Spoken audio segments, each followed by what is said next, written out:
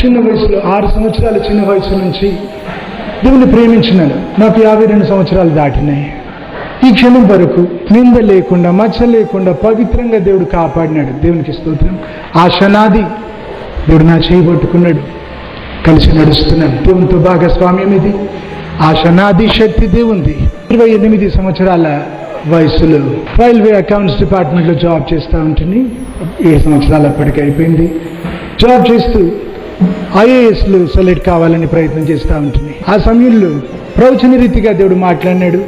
నాకు పరిచయం లేని దేవుని సేవకురాలని మా మధ్యలోకి నడిపించి, ఎంత వింతగా అనంటే ఆ రోజు దాదాపు 4 గంటలు దాటి ప్రార్థించిన రీతిగా గుండె చెంపుకున్నట్లుగా, ప్రభు యెహోషువ ప్రార్థిస్తే విన్నావు కదా, ప్రత్యుత్తరం ఇచ్చినావు, సూర్యచంద్రుడిని ఆపినావు కదా, నాలాంటి మనిషి యెహోషువ, నువ్వు దేవుడు, మార్పు లేని వాడవు కదా, యెహోషువ ప్రార్థన విన్నావు, నా ప్రార్థన విను, ఈ అపజయాలు నేను తట్టుకోలేను, నా జీవితం కొరకు నీ చిత్తం బయలుపరచు ప్రభా, నేను తలదించుతాను అని ప్రార్థించినాను. ఎంత పట్టుదలగా అంటే, ఇక భోజనం వద్దు, పానం వద్దు, నాకు ఈ స్థలం నుంచి లేవను, దేవుని నుంచి వినే వరకు అని అంత పట్టుదలగా ప్రార్థించినప్పుడు దేవుని స్వరం వినిపించింది. Do not force the hand of God అని. నా ఉద్రేకములు, నా దుఃఖములు దేవుని నొప్పించేవాన్నేమో దేవుడు ఆపినాడు. 4 గంటలు ప్రార్థించిన తర్వాత లేచినాను.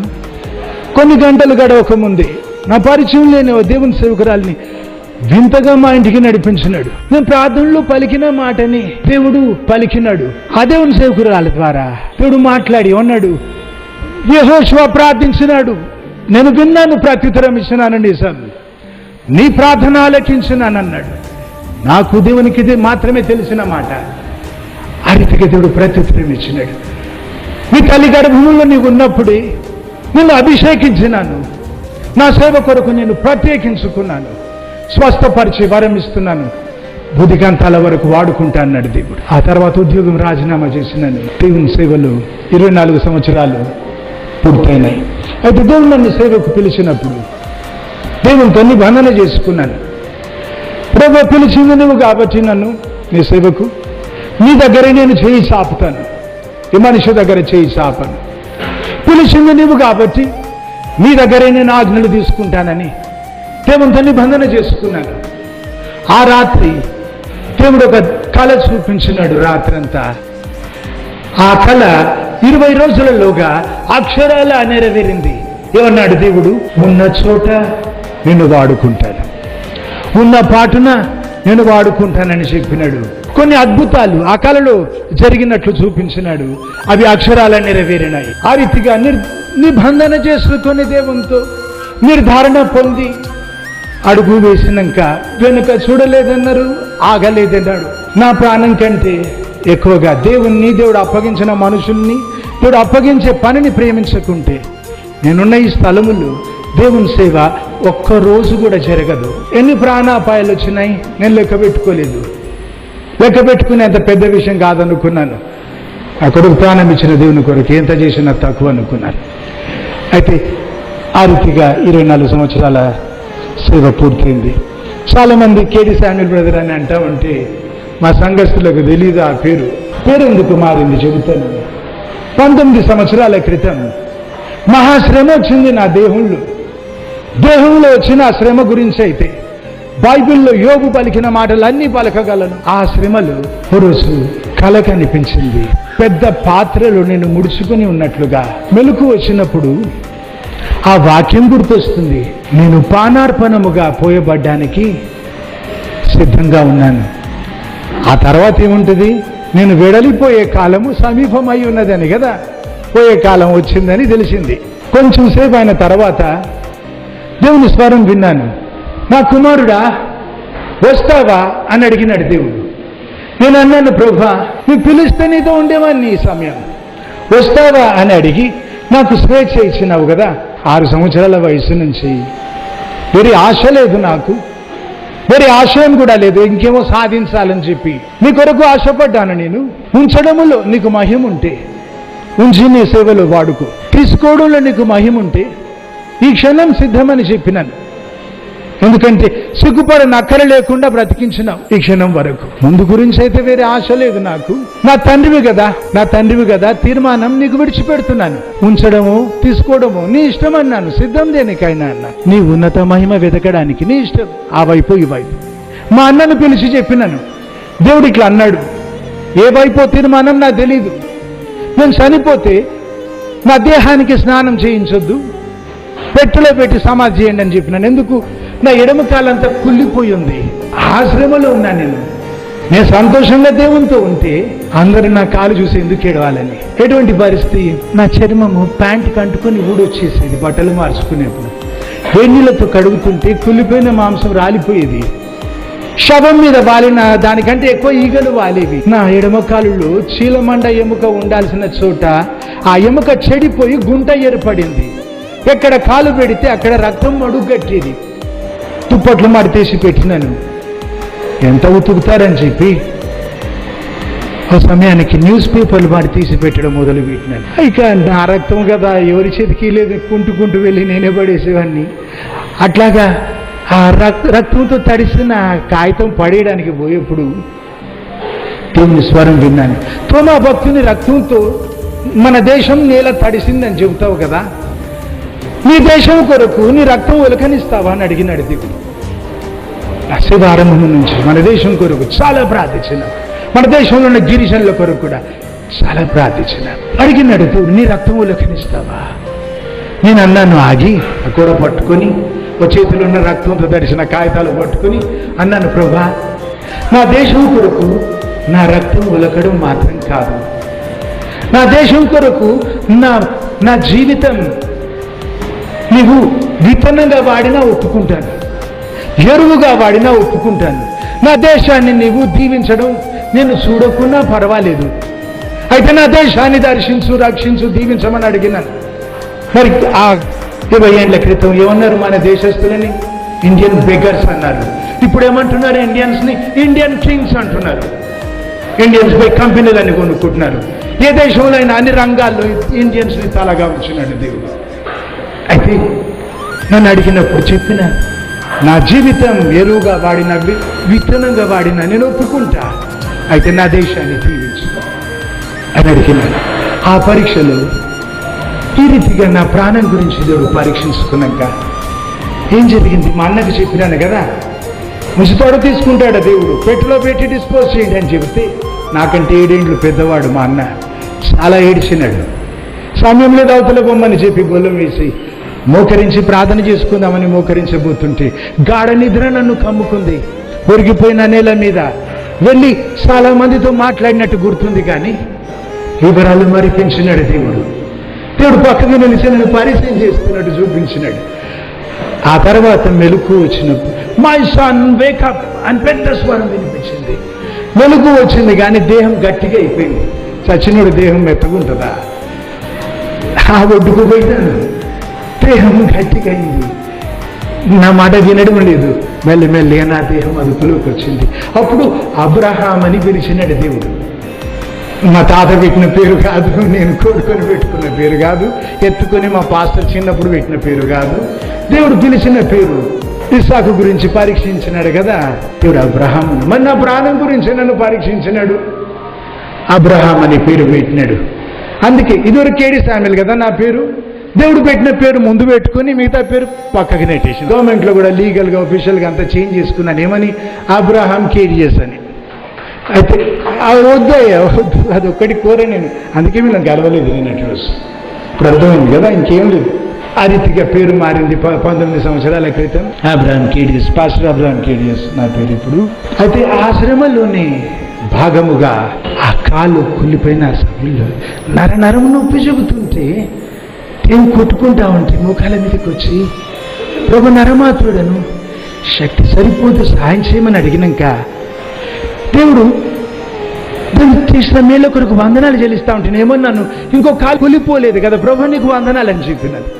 ఈ కులిపోయిన కాలు కొట్టేలేదు కానీ ఇస్తుంది. ఆ కాలం మీకు నిలుచుని నీ నామం ప్రకటించగలుగుతున్నాను, ఈ జన్మకంత అంత చాలని చెప్పినాను.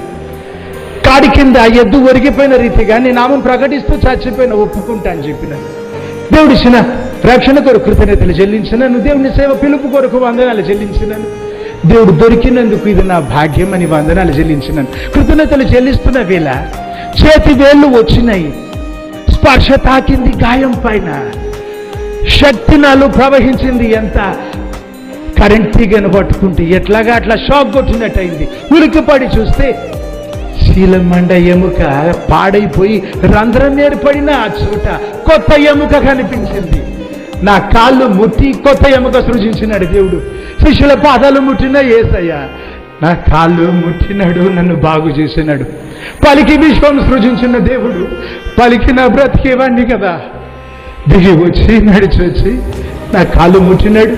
ఒక మనిషి ఇంకో మనిషి కాళ్ళు ముట్టడానికి వెనకాడతాడు కదా. దేవదేవుడు నీ తండ్రినవుతా అని చెప్పి ప్రేమ చూపినాడు కదా. ఆ కాలం మీద నిలిచి మాట్లాడుతున్నాడు. దేవుడు అంటే పుస్తకాల్లో కాదు, నాకు ప్రత్యక్షంగా తెలుసు. స్పర్శకి తాకిన కళ్ళారా చూసిన మెలుకులు. అందుకే పక్కకున్న తండ్రి గురించి చెప్పినట్టు, మంచి స్నేహితుని గురించి చెప్పినట్టు మాట్లాడతాను. ఈ రీతిగా ఇప్పుడు బాగు చేసిన తర్వాత 2 లక్షల కిలోమీటర్లు దాటి అన్ని వెహికల్స్ నడిపినాను. క్లచ్ చేయడానికి ఎడమకాయలు కావాలి కదా. ఒక్కొక్కసారి 22 గంటలు కూడా కంటిన్యూస్గా నడిపినాను. కారు దిగినాక కుడికాయలు నొప్పి అయితే అయిందేమో ఇప్పుడు అని, ఎడమకాయలు ఎప్పుడు నొప్పి కాలి.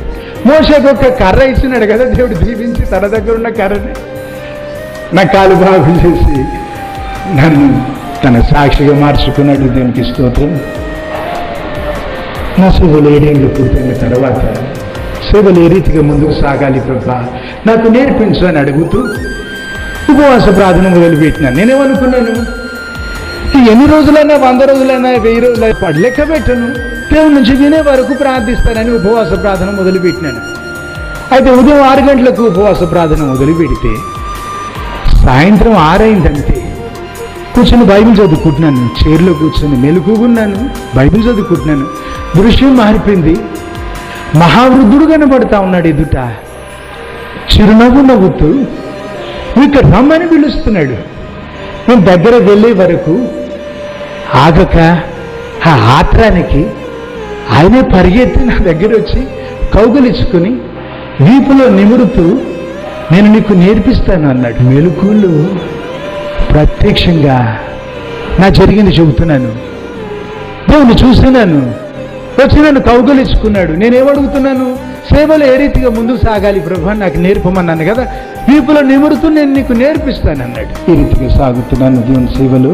దాదాపు 8-9 సంవత్సరాలు అయిపోయి ఉంటుంది. ఇస్మాయిల్ సంతానం కొరకు ప్రార్థించినాను. ఎట్లాగా ఇలా చెప్పినాను, ప్రత్యుత్తరం పొందే వరకు ప్రార్థించడమే నాకు వస్తుంది. ప్రార్థించి ఏమన్నాను, ప్రభా అడవి గాడిద స్వభావం అన్నావు, ప్రతి ఒక్కరు నీకు విరోధం, నీవు ప్రతి ఒక్కరికి విరోధం, నీ కత్తి చేత గెలుస్తావు అన్నావు కదా ఇస్మాయిలుతో. నువ్వు పలికిన ఈ మాట ఆ జాతికి శాపమైంది. వారిని చేరుకోలేకపోతున్నాను, అంతా చంపుతున్నారు, ఎవరు నమ్మడం లేదు, నరకం నిండిపోతుంది. నువ్వు పలికిన ఈ మాట, ఈ శాపం తొలగించు ప్రభా, నీకే సాధ్యం ఇది. వారిని చేరుకోలేకపోతున్నాను, ఈ శాపము నుంచి విడిపించు వారిని. ఈ తాళం పగులగొట్టు ప్రభా అని అడిగినాను. గంభీరంగా దేవుని స్వరం వినిపించింది. మానవాళి చరిత్రలో ఏ నరపుత్రుడు అడగడానికి తెగించని విషయాలు నన్ను అడుగుతున్నావు, ధర చెల్లిస్తావా అని అడిగింది దేవుడు. ప్రాణంలో ఉన్నాను, మా బ్రాంచ్ చర్చ్ అచ్చంపేట వెళ్తా ఉంటుంది, ట్రాఫిక్లో ఉన్నాను, సిటీ దాటినాక దేవునికి చెప్పినాను, ప్రభు ఆత్మల రక్షణ కొరకు అడిగినాను, నీ గుండె బాధ పంచుకొని ఏ ఒక్కరు నశించొద్దన్నావు కదా. ధర అంటే నా ప్రాణం, ఆత్మ, శరీరం నీకు అప్పగించుకుని ఉన్నాను, నీ చిత్తం ఏ ధర అయినా సిద్ధం అని చెప్పిన. అప్పుడే మొదలైంది పరీక్ష. మా అమ్మ ఉంది నాతో పాటు వ్యాన్లు, అన్న ఉన్నాడు, ఇంకా చాలా మంది ఉన్నారు. బస్ కింద నలిగి చితికి చచ్చిపోయి వాళ్ళ వెంట్రుక మందులో చనిపోయింది. మరి ఆ పరీక్ష అయిపోయిందో లేదో నాకు తెలియదు ఇంక ఇప్పటికి కూడా. అయితే 8 సంవత్సరాల నుంచి మానవాళి చరిత్రలు ఎప్పుడు జరగని కార్యం దేవుడు జరిగించ మొదలు పెట్టినాడు. నా పరిచయం లేదన్నారు కదా, నా పరిచయం ఇస్తున్నాను ఇప్పుడు చెప్పమన్నందుకు. ఇరాన్లో దేవుని నమ్ముతున్నారు, దేవుని సేవకులు అవుతున్నారు. ఆయతుల్లా ఖొమైనీ ఎట్లా చచ్చిపోయినాడు అందరికీ తెలియదు. ఇరాన్ ప్రెసిడెంట్గా ఉండినాడు కదా, వాళ్ళ మత నాయకుడు. తనున్న ఇంట్లో ఒక గోడ మీద సిలువ కనిపించింది. చాలా కోపం వచ్చింది ఆయనకు. గీరేసేయమని చెప్పినాడు. గీరుతా ఉంటే ఇంకా ఉంది కోపం కదా, చాలా గీరితే గోడ కూలిపోయింది. అప్పుడు ఏం జరిగింది? సిలువ ఇంకో గోడకు వచ్చింది. అన్ని గోడలు తీస్తే కప్పు నెత్తి మీద పడుతుంది కదా.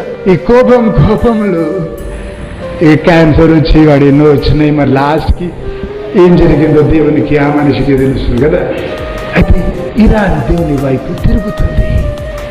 ఆఫ్రికాలో కొన్ని ముస్లిం దేశాలు క్రిస్టియన్ దేశాలు అయిపోయినాయి. ఈజిప్ట్లో మిఠ మధ్యాహ్నం 2 గంటల సమయంలో ఒక ఊర్లో యేసు ప్రభు ఆ ఊర్లో ఉన్న వాళ్ళందరికీ 50,000 మందికి ఒక్కసారి కనిపించినాడు. ఊరంతా దేవుని దిక్కు తిరిగింది. మస్జిద్ చర్చ్ అయింది. ఇవి మాకు అలవాట్లేదు. ఒక్కసారి సౌదీ అరేబియాలో కళల్లో దేవుడు కనబడుతున్నాడు. రహస్య విశ్వాసులు చాలా మంది ఉన్నారు. అరబ్ గల్ఫ్ దేశాలలో, ముస్లిం దేశాలలో టెర్రరిస్టులు మారుతున్నారు. ఆడవాళ్ళు దేవుని నమ్ముతున్నారు. బహిరంగంగా సాక్ష్యం ఇస్తున్నారు ప్రాణానికి భయపడకుండా. టీవీలలో చూపిస్తున్నారు, ఇంటర్నెట్లో చూపిస్తున్నారు. ఏమంటున్నారు? మానవాళి చరిత్రలో మునుపెన్నడూ జరగలేదు అంటున్నాడు. ప్రార్థించినాను, ప్రత్యుత్తరం చూస్తున్నాను. కాబట్టి నా కష్టాలని మీకు ఇప్పుడే తెలిసిందో ముందే తెలుసో కానీ నా సేవ ఆరంభం నుంచి హింసింపబడుతూనే ఉన్నాను. చెప్పినాను కదా, ప్రాణం కంటే ఎక్కువ దేవుని మనుషుల్ని దేవుడు అప్పగించిన పనిని ప్రేమించకుంటే ఒక రోజు కాదు, 1 గంట ఇక్కడ ఉండేది వీలు కాదు. సిద్ధం, దేనికైనా సిద్ధం. ఎన్ని ప్రాణాపాయాలు. ఒక్కసారి నేను పారిపోలేదు, దాక్కోలేదు. నా ప్రాణం గురించి చింత చేయలేదు. ఎప్పుడు పోట్లాడిన శత్రువులతో ఇదే అన్నా, పోలీసు వాళ్ళు సెక్యూరిటీ ఇస్తామంటే ఇదే చెప్పినాను. నా ప్రాణం కొరకు భయపడను నేను ఎప్పుడు. దేవుడు అప్పగించిన పని ఆగొద్దు, ఆగితే ఊరుకోమని చెప్పిన. ఆయన జరుగుతుంది దేవుని సేవ ఈ చోట. సర్దుకోలేదు ఎప్పుడు, తల దించలేదు ఎప్పుడు, నడిపిస్తున్నాడు. దేవునికి మహిమ. ఇప్పుడు ఇంకొక విషయం నా హృదయాన్ని ఆకట్టుకుంది. ఆంధ్రప్రదేశ్లో చాలా మత స్వేచ్ఛ అని అందరి భ్రమ. ఇంత మత స్వేచ్ఛ ఉన్నది అనుకునే ఆంధ్రప్రదేశ్లో మేము పడుతున్న కష్టాలు మాకు తెలుసు, దేవునికి తెలుసు కదా. 20 ఏళ్ళు సంఘ పరిచర్య, సంఘం అక్కడ ఉండింది. లీజుకి తీసుకున్న స్థలంలో షెడ్ కట్టిన చర్చ్ అక్కడ జరిగింది. 20 సంవత్సరాల సంఘ పరిచర్యలు. ప్రతి ఆదివారం, శుక్రవారం ఆరాధన. వాళ్ళకి ఎంత చేతనవుతుందో అంత పాడు చేయడానికి ప్రయత్నం చేసినారు. అన్ని విధాల చేతనైనంత మ్యాక్సిమం. డప్పులు కొడితే మన గేట్లో ఉంది. బర్త్డే అయినా, ఏ ఫంక్షన్ అయినా, పండగ అయినా, పెళ్ళి అయినా, ఇల్లు ఎక్కడో లోపటి ఉంటే పటాకులు పేల్చేది మా గేట్ ముందట. క్రాకర్స్ అన్ని అవి పెద్ద మ్యాక్సిమం శబ్దం ఉండేటి. 3 గంటలు తాగి డప్పు కొట్టి కత్తులు తిప్పి డ్యాన్స్ చేసేది మా గేట్లో. ముందు గేట్, వెనకాల గేట్.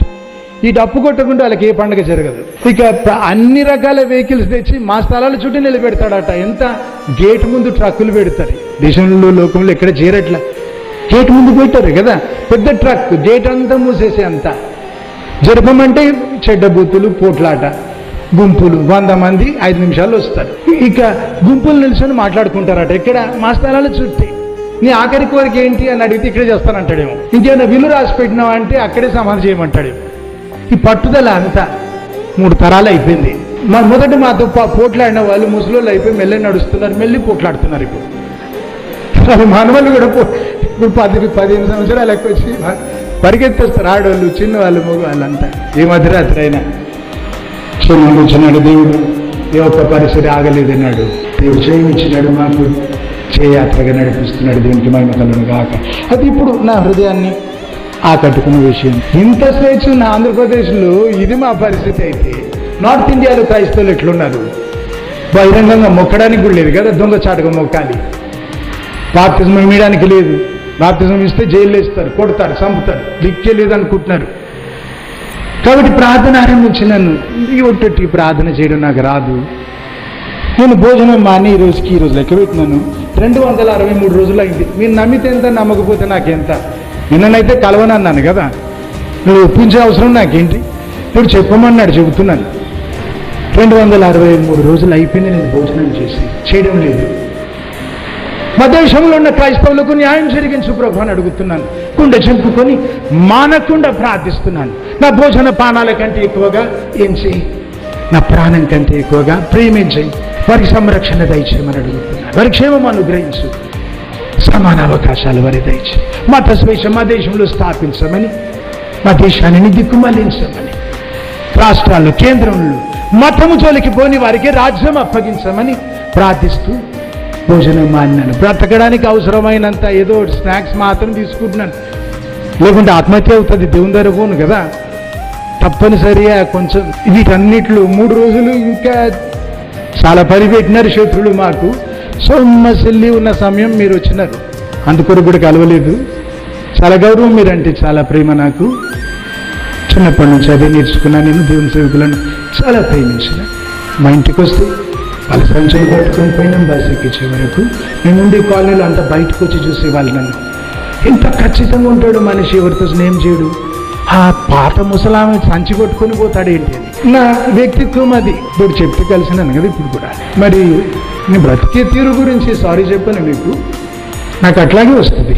రెండో విషయం, 3 రోజుల నుంచి నిద్ర లేక ప్రాణాపాయాల్లో, శ్రమల్లో, పోట్లాటల్లో ఉండి అప్పుడే కొంచెం విశ్రాంతి. కాబట్టి వచ్చి నటించేది నాకైతే రాదు కదా, అందుకొరకు సరే గౌరవించలేనేమో అనుకొని కూడా కలవలేదు. దేవుని మా కృపను బట్టి రీతిగా ఈరోజు దేవుడు ఏర్పాటు చేసినాడు. దీనికి స్తోత్రం. టీవీ మినిస్ట్రీ దేవుడు ఆరంభించినాడు. దేవుని చిత్తం మీదకి ముందుకు సాగినప్పుడు దేవుడు అన్నాడు, వేరే టీవీ ఛానల్స్ వాళ్ళు నిన్ను రిక్వెస్ట్ చేస్తారు మా టీవీలో వాక్యం చెప్పమని అన్నాడు. ఇప్పుడు అన్నారు కదా, మేము ఎప్పుడు చూడలేదని. మరి నేను ఎవరికి తెలుసు? దేవుడు ఏమన్నాడు, వేరే ఛానల్స్ వాళ్ళు నేను పిలుస్తారు, రిక్వెస్ట్ చేస్తారు వాక్యం చెప్పాను. ఒక పెద్ద టీవీ ఛానల్ ఓనర్ ఆయన ముందు అన్నాడు, నేను వస్తాను, నీ దగ్గర వస్తాను, కలుస్తాను.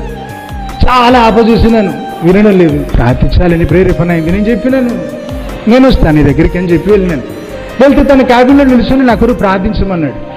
తన టీవీ స్టూడియోస్ అంతా తిప్పి చూపించినాడు. మొమాటంగా అడుగుతున్నాడు, నేను ఎవరిని అడగలేదు ఇట్లాగా, నిన్నొక్కడిని అడగాలనిపిస్తుంది, మా టీవీలో వాక్యం చెప్పవా అంటున్నాడు. నేను చెప్పినాను, అంత మొహమాట పడకు, సిగ్గుపడకు, ఇప్పుడు ముందే చెప్పినాడు నాకు ఇది దేవుని చిత్తం. మేము కూడా ప్రార్థించి సంఘం అంతా ప్రార్థించి దేవుని చిత్తం మేరకు ముందు అడుగు వేసినాం. అప్పుడు నేను అనుకున్నాను, చర్చిలో అయితే కనబడతారు కదా, వాళ్ళ రెస్పాన్స్ తెలుస్తుంది, టీవీలో ఎవరు వింటున్నారు, ఏమవుతుంది నాకు తెలియదు కదా అనుకుంటే దేవుడు కళ చూపించి వాక్యం చెబుతుంటే సమాధులు తెరుచుకొని లేచి కూర్చుంటున్నారు మనుషులు. ఆ మట్టి కుప్ప మీద ఆడు కూర్చుంటే నేను భోజనం అందిస్తున్నాడు కనిపించింది. ఆత్రంగా తింటున్నాడు. ఇంకో సమాధి తెచ్చుకుంటుంటే ఇచ్చిన భోజనం ఇద్దరు పంచుకుంటున్నారు. నాకు మెలకు వచ్చినప్పుడు బాధపడుతున్నాను, చాలా కోపం వస్తుంది. వాడెందుకు వీడిది లాక్కుంటున్నాడు, ఆడి కూడా ఇస్తాను కదా. చచ్చినోడు బ్రతికినాడని ఆశ్చర్యం కాకుండా ఎందుకు లాక్కుంటాడని బాధ. తర్వాత నవ్వుకున్నానైతే దేవుడు చెప్పినాడు ఏమని, వాక్యం నువ్వు చెప్పినప్పుడు ఆత్మీయంగా చచ్చిన వాళ్ళను బ్రతికిస్తున్నాను, ఆత్మీయంగా ఆహారం అందిస్తున్నానని చెప్పినాడు. తృప్తి నాకుంది. శుభవార్త ఛానల్ ద్వారా ప్రతి బేస్తవారం 8 గంటలకు వస్తుంది వాక్యం. 82 దేశాల్లో బ్రాడ్కాస్ట్ అవుతుంది. అంత పెద్ద సంఘం ఇచ్చినాడు. దేవునికి స్తోత్రం. చేరుకోగలుగుతున్నాను, జీవితాలు మారుతా ఉన్నాయి. ఇక నిన్నటి గురించి అంత బాధపడుతున్నారు కదా. డైరెక్టర్ జనరల్ ఆఫ్ పోలీస్ ఆఫీస్లో కంప్లైంట్ ఇచ్చినాం. నేను జరిగిందంతా రాసి కమిషనర్ ఆఫ్ పోలీస్ అక్కడ ఆఫీస్లో ఇచ్చినాం. ఏపీ హ్యూమన్ రైట్స్ కమిషన్లో ఇదివరకు కేసు పెట్టినాం. ఆ కేసు నడుస్తూ ఉంది. దానికి మళ్ళీ యాడ్ చేసినాం. ఇది కూడా దెబ్బలు తిన్నారు కదా, రక్తం కారుతున్న వారి ఫొటోస్, పోలీస్ స్టేషన్లో ఇచ్చిన అప్లికేషన్ ఆ కాపీ అవన్నీ కూడా ఇచ్చి ఈ 3 స్థలాల్లో ఇచ్చినాం. ఇంకా చాలా పెద్ద ఎత్తున ప్రయత్నాలు మొదలైపోయినాయి. మొదటి నుంచి నా సేవలు వచ్చినప్పటి నుంచి కూడా ప్రకటించబడని వారికే ప్రకటించాలని ఆత్రం నాకు ఉండింది. నేను దేవుణ్ణి అడిగినాను, పాత క్రైస్తవుల దగ్గర నన్ను పంపించకు ప్రభు అన్నాను. ఇప్పుడు గద్దించినాడు, అందరూ నా ప్రజలే, ఎక్కడ పంపితే నువ్వు అక్కడ వెళ్ళాలన్నాడు. అయితే గిరిజనుల కొరకైతే చాలా ప్రార్థించినాను. తను 18 సంవత్సరాలు దాటి అయితే నల్లమల్ల అడుగుళ్ళు ఇప్పుడు దారి చేసినాడు. చెంచు వాళ్ళు దేవుని నమ్ముతున్నారు. తలుపురలో ఉపవాస ప్రార్థన చేస్తున్నారు. ఇవైపు వినుకొండ వైపు అడుగుల్లో, ఆ తర్వాత శ్రీశైలం వైపు అడుగుల్లో కూడా చెంచు వాళ్ళు మారుతున్నారు. గూడాలు దేవుని దిక్కు తిరుగుతున్నాయి. సంఘాలు కట్టబడుతున్నాయి. నేను కూడా నడిచిపోయినాను అడవిలో. పోయినప్పుడల్లా తిరిగి వచ్చే వీలు లేదు మానవ రీతిగా. నక్సలైట్లో దిక్కు కాల్పులు, పోలీసు వాళ్ళు, దొంగలు, అడవి మృగాలు. అయితే నా చెందిన వారిని పంపినప్పుడు వేదనతో ప్రార్థిస్తూ ఉంటే ఇప్పుడు చెప్తున్నాడు, నన్ను నమ్మి వెళితే, ఇంత మనుషులను ప్రేమించి వెళితే అపాయం రాదన్నాడు దేవుడు. ఇప్పుడు దాదాపు 6 సంవత్సరాలు కావస్తుంది, ఒక్క అపాయం రానిలేదు. అయితే ఈ మధ్యలో 75 కిలోమీటర్ల లోపలికి నడిచి వెళ్ళి వచ్చినారు. పాస్టర్ రాజేష్, ఆ తర్వాత పాస్టర్ శ్యామ్ సుందర్ మా మధ్యలో ఉన్నారు. ఇప్పుడు 75 కిలోమీటర్లు కొండలు, లోయలు ఎక్కి దిగి అక్కడ వారికి ఆ ట్రిప్లో ఆకలికి చింతకాయలు తిన్నారట. ఆ తర్వాత ఆ నీళ్లు ఎట్లున్నాయట రాజేష్ చెప్తున్నాడు. కుక్క చచ్చిపోయినాక కులిపోతా ఉంటే వాసన వస్తుంది కదా, ఆ నీళ్ళు అట్లాంటి వాసన వస్తే తాగిన వెళ్ళి ప్రకటించి వస్తున్నారు. ఉపవాస ముగింపులు కూడా మొట్టమొదట ఒట్టి నీళ్లు తాగి 7 రోజులు ఉపవాసం చేస్తే చాలా బాధ అయింది. నేర్చుకుంటూ పోయినప్పుడు ఒక మనిషిని మోసుకొని వచ్చినారు. వాడి జ్వరం ఉంది, ఉపవాసం ముగించడం లేదు. అయితే చెప్పిన ఈసారి మీరు ఉపవాసం చేస్తే నా వంతు చేస్తే అన్ని పంపిస్తానని చెప్పిన. చాలా మంది 40 రోజులు ఉపవాసం చేసినప్పుడు హైదరాబాద్ నుంచి పాలు, చక్కెర, టీ పొడి, కాఫీ పొడి అన్ని అందరు అడవిలో నుంచి తెచ్చుకుంటారు కదా, ఇక్కడి నుంచి పంపిన. జీవితాలు మారినాయి, భయంకరులు మారినాయి. దేవుడు చూపించినాడు, అట్లాగే జరిపిస్తున్నాడు. ఆత్మల రక్షణ విస్తారంగా అన్నాడు, భయంకరులు మారుతారన్నాడు. చాలా మందిని చంపిన వాళ్ళు మారుతా ఉన్నారు. వాళ్ళు మారిపోవడం చేసి ఊరంతా ఆశ్చర్యపడదు. సింహం లాంటి వాళ్ళు ఏంటి గోరపిల్లలాగా అయిపోయినారంట. భద్రాచలం దగ్గర కోయవాళ్ళ మధ్యలో కూడా సేవ జరుగుతుంది. ఎక్కువ నక్సలైట్ స్ట్రీట్ బార్డర్, అక్కడ కాల్పులు జరుగుతూనే ఉంటాయి. అక్కడ కూడా బాప్తిస్మాలు జరుగుతున్నాయి. దేవునికి స్తోత్రం. ఇది మా పరిచర్య. కలవడు ప్రేమ ఉందో లేదో అనుకున్నారేమో కదా. ప్రాణం కంటే ఎక్కువ ప్రేమిస్తాను. అందరు చివరిలో అంటారేమో మాట, నేను ఆ మాటతోనే మొదలు పెడతాను. మనిషి అయితే చాలు ప్రేమిస్తాం. రోడ్ల మీద చచ్చిపోవాలని ఎంతమందిని తెచ్చుకున్నాను. మనిషి అయితే చాలు ప్రేమిస్తాం. ఎంత ప్రాణం కంటే ఒక్కొక్కరు ఆశ్రయం కోరి వస్తే ప్రాణం అడ్డు పెట్టిన ఎన్నోసార్లు అప్పచెప్పలేదు. మరి జీప్లలో వచ్చేసి చంపుదాము అప్పచెప్పకుంటే అంటే కూడా అప్పచెప్పారు. నా మీద నుంచి నడిచిపోవాలని చెప్పి. మనిషి అయితేనే ప్రేమిస్తే మీరు ఆల్ ఇండియా క్రిస్టియన్ కౌన్సిల్ కదా, తప్పకుండా ప్రేమిస్తాను, నేను తప్పకుండా గౌరవిస్తాను. కలిసి అట్లా కలవడం నాకు చిన్నప్పటి నుంచి కూడా అలవాట్లేదు. ఒక్కడనే ఉండేది ఇష్టం. మీరు పిలిచినాను, సేవలో ఉన్నాను. నిజమే, మనుషులతోనే నాకు వీలున్నంత అయితే మళ్ళీ ఏకాంతనే వెతుక్కుంటాను. It's take it or leave it offer. మరి మీకు పని ఉంటే చర్చ్తో కానీ నాతో కానీ ఎప్పుడు వచ్చినా మంచిగా రిసీవ్ చేసుకుంటాం. 10 మంది పాస్టర్స్ ఉంటారు. మరి మేము మా సాయం చేయడానికి మాత్రం కాదు, మీకైనా సాయం కావాలన్నా మా దగ్గర రావచ్చు. చాలా మందికి సాయం చేసినాను. ఐక్యత, ప్రేమ ఉంది, ఐక్యత ఉంది. నేను ఇంకా గుండె గోసి అయితే చూపించలేను కదా. రుజువు అయితే ఇస్తాను నా ప్రేమకు. మీకు అవసరం ఉన్నా చెప్పండి, తప్పక పరిగెత్తి వస్తాను.